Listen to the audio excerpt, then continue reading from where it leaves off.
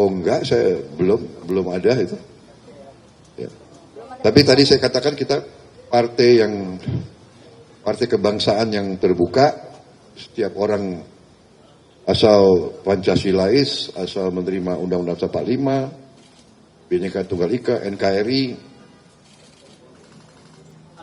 rakyat kita terima di Gerindra. Tapi kalau ada yang mau pindah, kita juga tidak menahan. Ya. Tuh, kamu jangan taruh kata-kata di mulut saya. Tapi belum ada pembicaraan ya Pak, dari Pak Sandiaga ke Pak Prabowo terkait rencana kepindahan itu, belum ada pembicaraan? Secara resmi belum. Ya.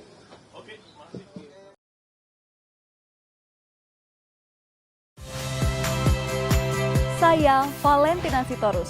Saksikan program-program Kompas TV melalui siaran digital, pay TV, dan media streaming lainnya. Kompas TV, independen, terpercaya.